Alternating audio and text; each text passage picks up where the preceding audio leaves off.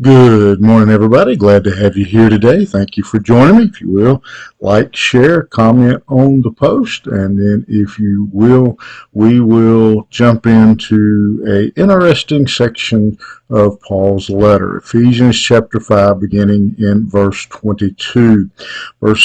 Beginning in verse 22 down through verse 32, Paul is going to be discussing the husband-wife family relationship. And keep in mind, this entire time is over the next few days, probably about maybe the next week or so, as we dig through this passage, that Paul is comparing the marriage in light of, or in the same manner as Christ and the church. In other words, I don't think I said that clearly. God intends for the marriage to model, to duplicate the love that Christ has for the church and the response that the church has to Christ. And the reason for that is then for the world, for the lost, to see what that looks like. And so let's dig in and let's maybe get the worst one, the hardest one out of the way. One of the verses that pretty much every man in the world, I think, has this verse memorized. He may not know any other, but it seems like every man knows this one. Wives, submit to your own husbands as to the Lord. Let's take that verse and look at it kind of broadly. Don't have time to really dig into everything, but first of all, let me point out that he says to your own husband. And so immediately we begin to see the design of the home, the marriage, according to Paul, to your own husband, no one else. Wives, submit to your own husbands. And so it is again, it's a one-on-one relationship, one man, one woman, for life. And then he says, submit yourselves to the Lord, to your husbands as to the Lord. The wife is to voluntarily place themselves under the authority, the legitimate God-given authority of the husband. Now, this immediately in 2024 in our culture sets off alarm bells, sirens, sends women livers into conniption fits. But I want you to keep a couple things in the front of your mind as you consider that statement. Let's talk about it from this avenue. What God is not talking about, what Paul is not describing. He is not saying that the wife is somehow inferior to the husband. He's not saying that the wife isn't as valuable as the husband to God, but simply that she is under his authority in function alone in the home. The wife is again equal in all ways. We see in Genesis, the Bible tells us that both were made in God's image. Christ died on the cross for both of them. He loved the husband and the wife. The husband and the wife will, through Jesus Christ, if they know him, will both inherit eternal life with him. And so it's not saying that the woman is somehow, the wife is somehow inferior. It's simply saying that she is in a subordinate role.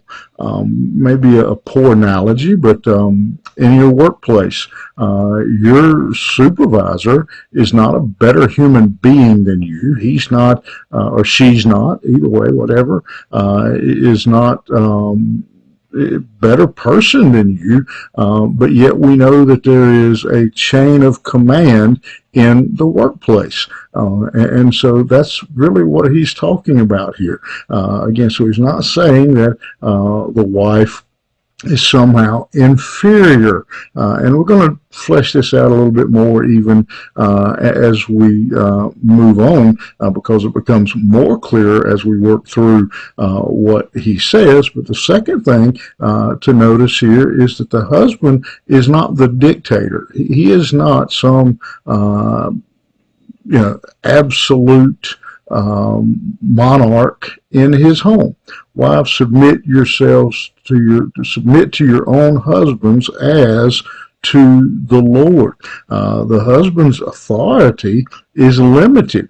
It's not wide open. He can't, the husband can't ask his wife, can't demand his wife to submit to anything that is outside of the will of God.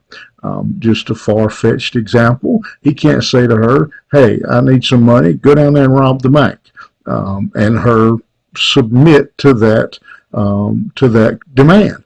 That he is his authority is limited to the will of God, and so he is confined in his authority. In fact, his leadership and his authority not only should not lead the wife to do anything outside of the will of God, but his leadership, his authority is designed by God in such a way that his leadership and authority should actually cause the wife to be a better servant of God, that to be a better, to be more in the will of God than to be outside of the will of God.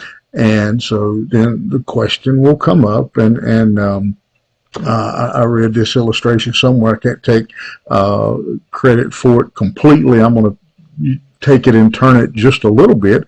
But what if the wife is the better leader?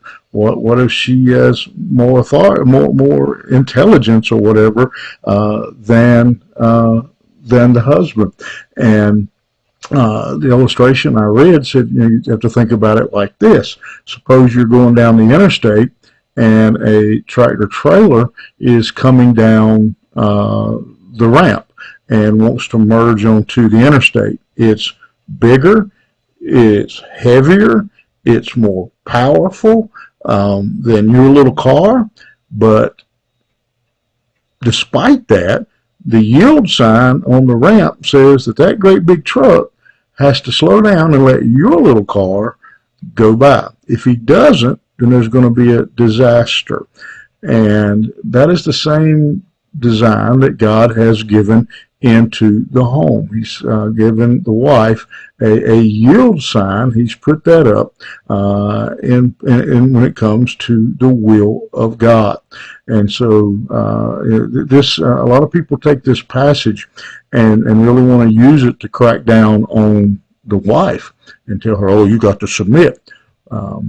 I think when we look at it, it actually gives us a greater statement to the husbands that we need to be certain that we are being the leaders in our home that God has designed us to be, called us to be, and leading our family to grow and to walk and to mature in the will of God. I think about, and this may not be the greatest illustration, but I go back 30, 35 years ago when I first got promoted into management at the bakery. And I became the manager in the same place I had been working. And I still remember that first Monday morning when I walked into the building, everything looked different. I noticed the trash on the floor in the warehouse, and I stopped and picked it up.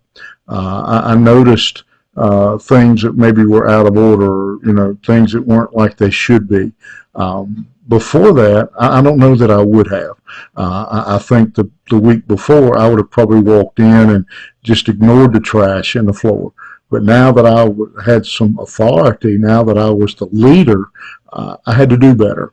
I needed to be an example. I needed to take responsibility. Let's not take this passage as a verse that says we get to boss and order our wives around and wives should be doormats. Let's take it, men, to say we're going to be the leaders in our home. And we're going to help our wives to understand and live out the will of God better than they could without us.